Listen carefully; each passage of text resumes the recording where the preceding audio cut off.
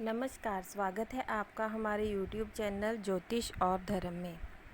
आज हम बात करने वाले हैं कि मणिबंध की रेखाएं जो होती हैं वो इंसान को कैसा फल देती हैं। वीडियो शुरू करने से पहले हम आपसे ये गुजारिश करना चाहेंगे कि अगर अभी तक आपने हमारे चैनल को सब्सक्राइब नहीं किया है तो चैनल को सब्सक्राइब ज़रूर करें। वीडियो पसंद आए तो उसको लाइक करें और शेयर भी ज़रूर किया करें।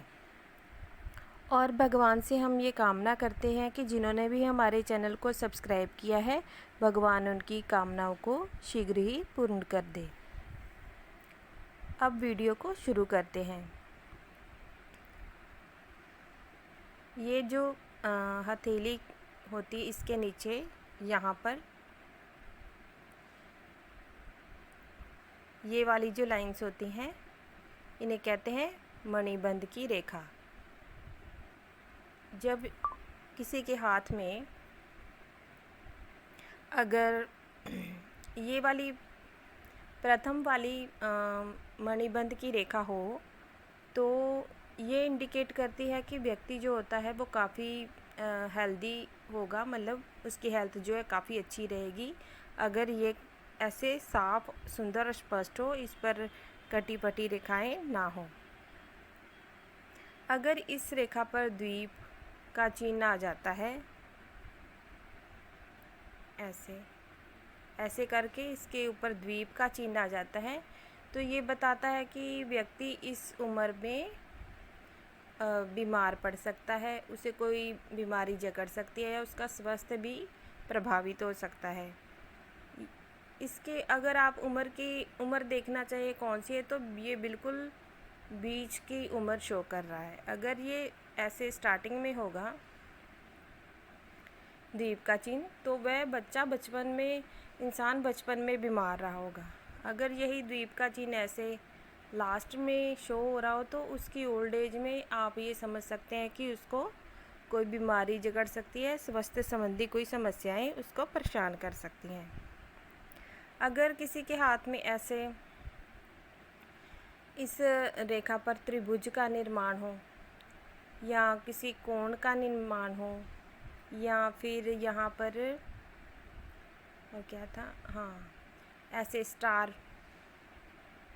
या फिश बन जाए ऐसे, ठीक है, उसकी ऐसे फिश बन जाए, ये बड़े बढ़िया से निशान होते हैं, शुभ चिन्ह इनको कहते हैं। हथेली में, हस्तरेखा में ये व्यक्ति को काफ़ी धन प्रदान करते हैं, ठीक है।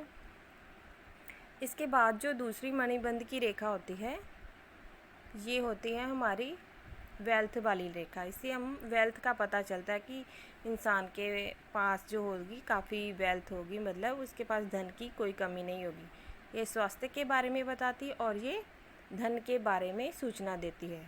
अगर यहाँ पर तिल हो, किसी के सेकंड वाले के ऊपर तिल का निशान हो, तो ये बताता है कि व्यक्ति अपने बलबूते पर धन संचय करेगा और धन कमाएगा, ठीक है।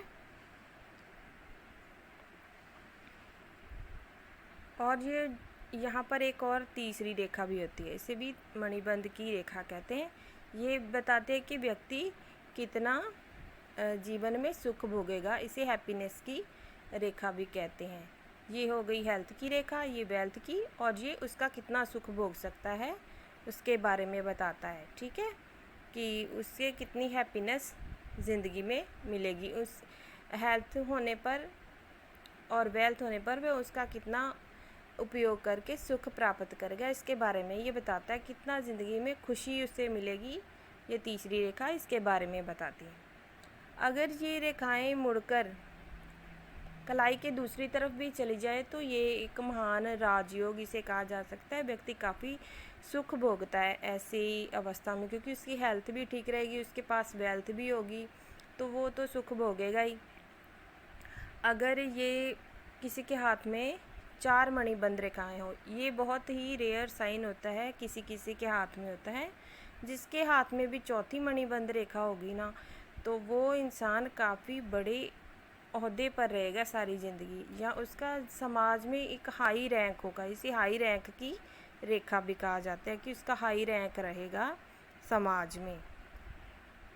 ठीक है, इससे अधिक मणिबंध की रेखाएं बने 4 से अधिक की तो उसे काफ़ी अशुभ माना जाता है, वो अच्छी नहीं होती। 4 तक रेखाएं अच्छी होती हैं, फर्स्ट वाली, सेकंड, थर्ड आपको पता है, और चौथी जो होती है वे बहुत ही रेयर होती है, बहुत रेयर हाथों में होती है। ठीक है, अगर वीडियो आपको पसंद आई हो तो इसे लाइक ज़रूर करें, शेयर भी करें।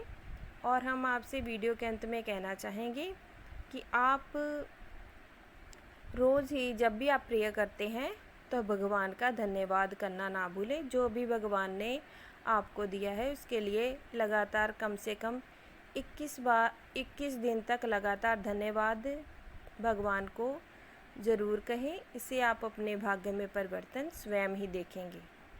ठीक है, 21 दिन तक लगातार करें, हो सके तो सारी ज़िंदगी उसको, जो भी भगवान ने आपको दिया उसके लिए रोज़ की प्रेयर में धन्यवाद कहने की आदत डालें। ठीक है, धन्यवाद।